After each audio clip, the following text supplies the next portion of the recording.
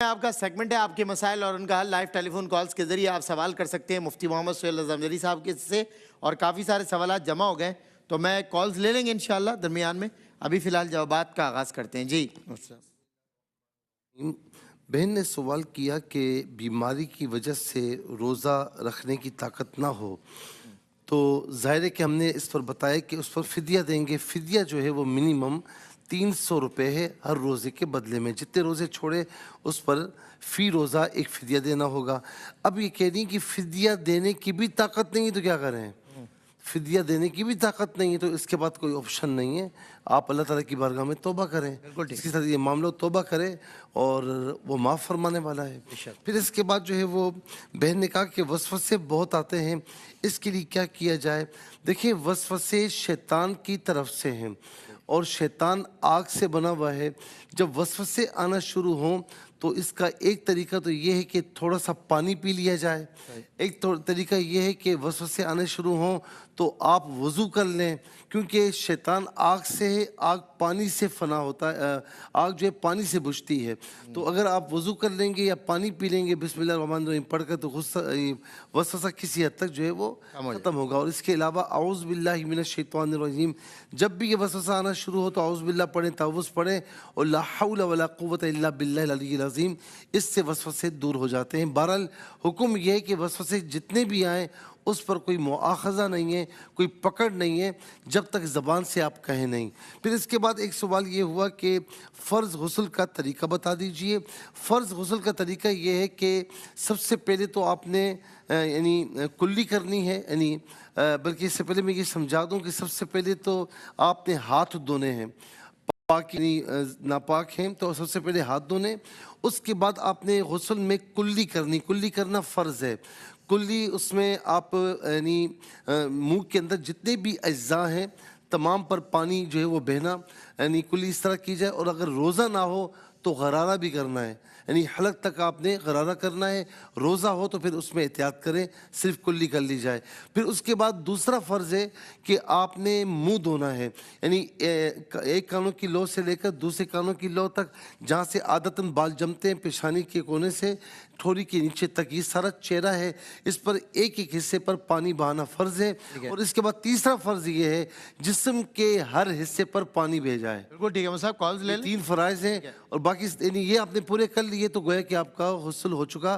तो इसका ख़ास एहतमाम करें कि गुस्ल फ़र्ज़ में कहीं भी जो हिस्सा बहना था यानी पानी बहाना था वो सूखा रह गया तो आपका गुस्ल नहीं होगा। बिल्कुल ठीक है, मतलब अपनी तरफ से मुकम्मल एहतियात कर ली जाए, बाकी फिर अल्लाह पे भी छोड़ एहतियात करेंगे तो होगा। बह जाता है, बह जाता है। एक और कॉलर हमारे साथ है। अस्सलाम वालेकुम वरहमतुल्लाह। अस्सलाम वालेकुम जी, क्या सवाल है आपका? अस्सलाम वालेकुम जी। वालेकुम सलाम जी, क्या सवाल है? जी ये सवाल है कि अगर कुरान मजीद सही याद ना हो तो वो तरावी में मोबाइल देख के पढ़ सकता है वो नियत की सूरत में? कुरान मजीद सही याद ना हो तो मोबाइल में देखकर पढ़ सकते हैं।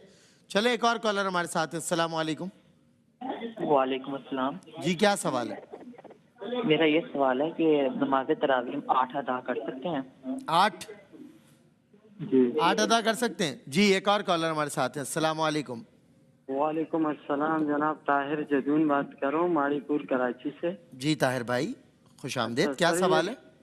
सर सवाल ये है कि ये रेल में लोग अक्सर बर्थ के ऊपर जिस तरफ मुंह होते हैं नमाज पढ़ लेते हैं, तो इसके बारे में थोड़ा सा चलती हुई ट्रेन में, रेल में, बर्थ प्लेन में चलें ट्रेन में। एक और कॉलर हमारे साथ है। अस्सलाम वालेकुम। वालेकुम सलाम जनाब। जनाब क्या सवाल है? मैं चंगेज खान बात कर रहा हूँ। ठीक है, क्या सवाल है? जी मेरा एक सवाल है कि लोग जो है ना अमूमन ज़ईफ जो हदीस होती है उनको ना मानते हैं ना उस पर अमल करते हैं। ठीक है, किताब में ज़ईफ जो हदीस होती है समझ रहा हूँ लोग बात। उनको जी, जी। मानते हैं ना उन पे अमल करते हैं। हालांकि किताबों में इसलिए दी गई है कि उसको माना जाए और उस पर अमल किया जाए। ठीक है, ये मेरा सवाल। ठीक है बताएंगे इंशाल्लाह। एक और कॉलर हमारे साथ है। अस्सलाम वालेकुम। एक कॉलर हमारे साथ हैं। अस्सलाम वालेकुम। चलें जवाबात की तरफ आ जाए मुझ साहब।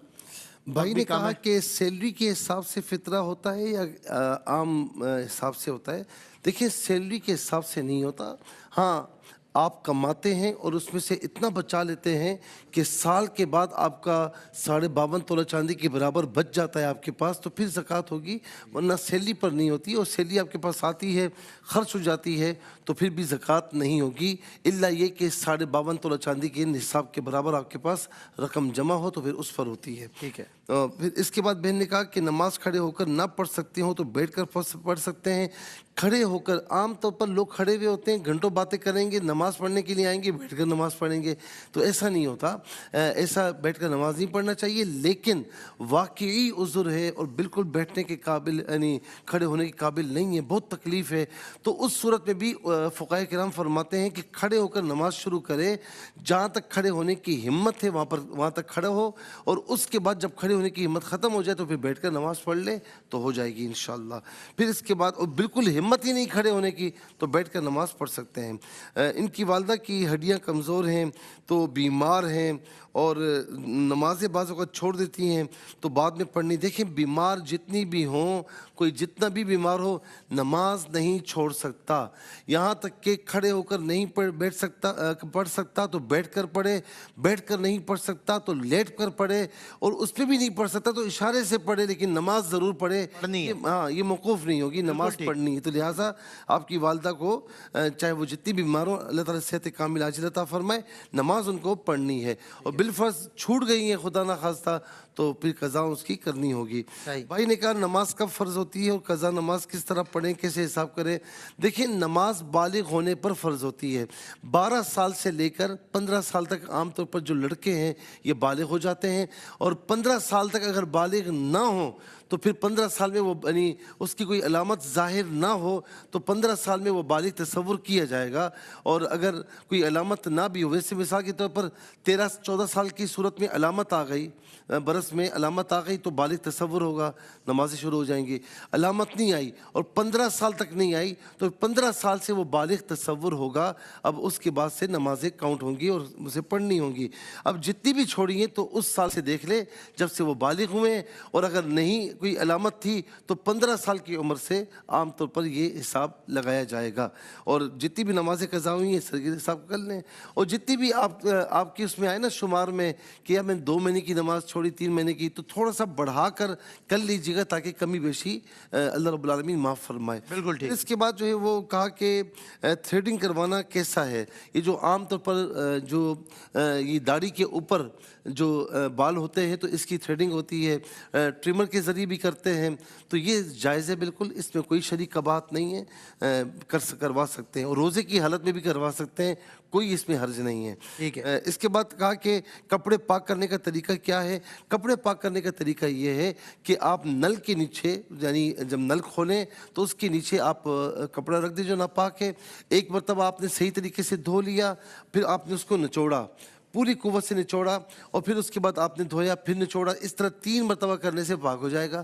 یا ایک ہی مرتبہ آپ نے نلکی کے نیچے رکھا ہے، ایک ہی مرتبہ اتنا پانی بہہ گیا ہے کہ اب اس میں سے تمام نجاست وغیرہ نکل چکی ہے، کوئی بدبو وغیرہ، رنگ اور بو بالکل ٹھیک ہو گیا ہے، بو نہیں آ رہی، نجاست نکل چکی ہے، تو وہ پاکی کے حکم میں ہوگا۔ یعنی ایک مرتبہ بھی، ایک تو ہوتا ہے پانی بہانا کہ آپ برتن سے بہا رہے ہیں، پاک کر رہے ہیں، تو اس میں پھر 3 مرتبہ دیکھ لیں یا ایک ہی مرتبہ اتنا بہائیں، لیکن جو نل سے پانی آتا ہے نا وہ اتنا آتا ہے کہ اس میں ایک ہی مرتبہ میں آپ اس کے صحیح طریقے سے دھو لیں، صحیح طریقے سے نچوڑ لیں، آپ کو یقین ہو جائے کہ نجاست نہیں ہے، رنگ بھی نہیں ہے، بالکل یعنی بالکل ختم ہو چکا ہے نجاست، تو وہ پاکی کے حکم میں ہوگا، پاک ہو جائے گا۔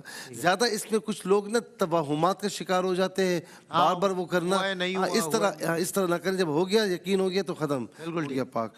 اس کے بعد انہوں نے کہا کہ چاچو نے دادا کے فوت ہونے سے پہلے کہا تھا میں کچھ بھی نہیں لوں گا، پھر دادا سے نام پہ بھی کروا لی، کافی بڑی پلاننگ کی ہے انہوں نے، لمبی چوڑی، ہاں جو اس طرح کہہ رہے ہیں اگر یہ صحیح ہے تو اس کے بعد ان کے والد کا حصہ بھی کھا گیا، میں نہیں دے رہا۔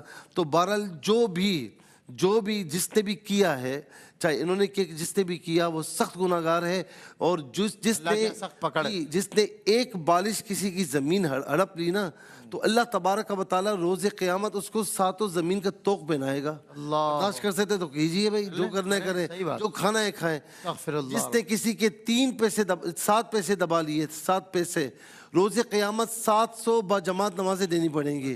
دے سکتے ہیں تو کیجئے, جو کرنا ہے کریں, لیکن دے نہیں سکتے, یہ کر نہیں سکتے, لہٰذا آپ توبہ کریں اور جس کا جو حق ہے اسے دے دیا جائے. پھر بھائی نے کہا کہ بیٹا گالی دیتا ہے, شور کرتا ہے, تو کیا کیا جائے؟ تو بہرحال اس کے بارے میں دعا کریں, اللہ رب العالمین اس کو ہدایت عطا فرمائے. اور سورہ کوثر فجر کی نماز کے بعد 11 مرتبہ پڑھ لیں بلاخر تیمہ درود شریف کے ساتھ, اور بیٹے کا تصور کرتے ہوئے اس کے دونوں کانوں میں دم کریں, اللہ تعالیٰ اسے ہدایت عطا فرمائے.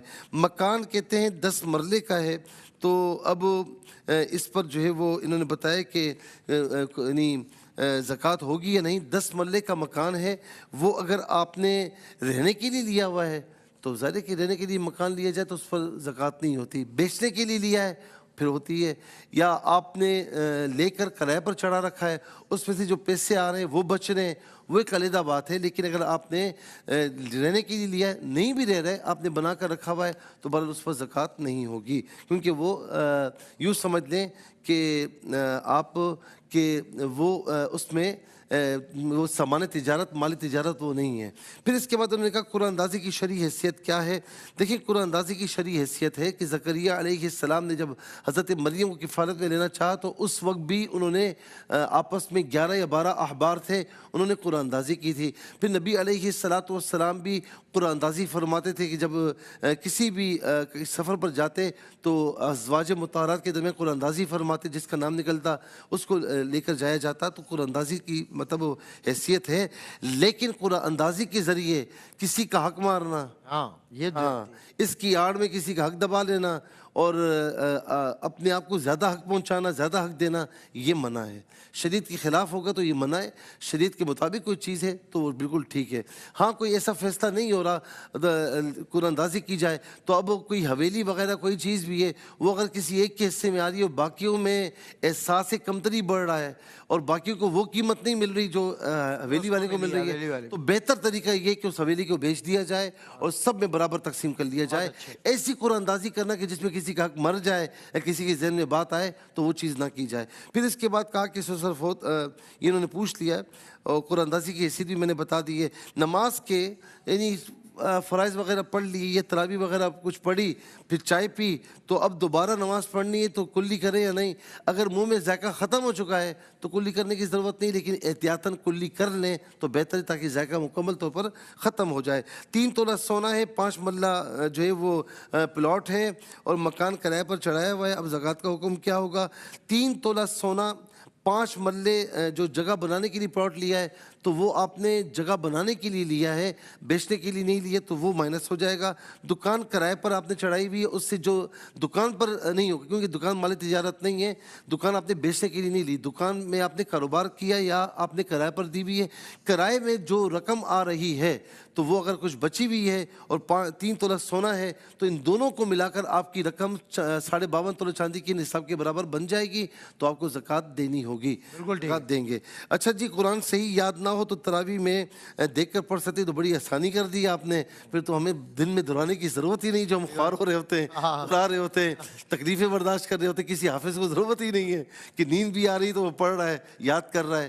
تو میرے بھائی فقہ حنفی میں بلکہ شریعت مطالعہ میں آپ نماز میں قرآن دیکھ کر نہیں پڑھ سکتے, سامنے رکھا ہوا ہو یا موبائل پر آپ نے موبائل سامنے رکھا ہوا ہو, کوئی صورت نہیں, دیکھ کر نہیں پڑھ سکتے. آپ کو اگر پڑھنا ہے تو زبانی ہی پڑھنا ہے, دیکھ کر پڑھیں گے تو نماز فاسد ہو جائے گی آپ کی, کوئی اضافی چیز شامل ہوگی تو نماز اس میں فاسد ہو جائے گی.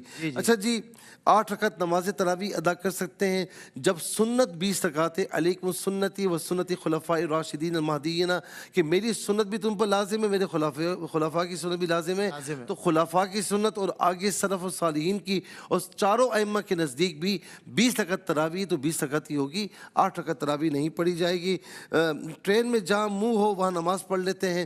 دیکھیں اگر نفلی نماز ہو تو اگر کہیں پر آپ کو پتہ نہ ہو, سواری پر ہے تو وہ تو پڑھ سکتے ہیں, لیکن اگر فرض نماز ہے تو وہ اس طرح نہیں پڑھ سکتے. لیکن ٹرین نہیں رک رہی, بس نہیں رک رہی, جہاز میں کوئی پتہ نہیں ہے تو اس صورت میں اگر وقت نکل رہا ہے تو پڑھ لیں, بعد میں آپ نے ریپیٹ کرنی ہوگی. بالکل ٹھیک. نفل نماز ہو جائے گی لیکن فرض نماز بعد میں یا واجبات بعد میں ریپیٹ کرنی ہوگی. اور آخر میں ضعیف حدیث کے بارے میں انہوں نے پوچھا, ضعیف حدیث موضوع نہیں ہوتی, موضوع کہتے ہیں گھڑی بھی ہونا.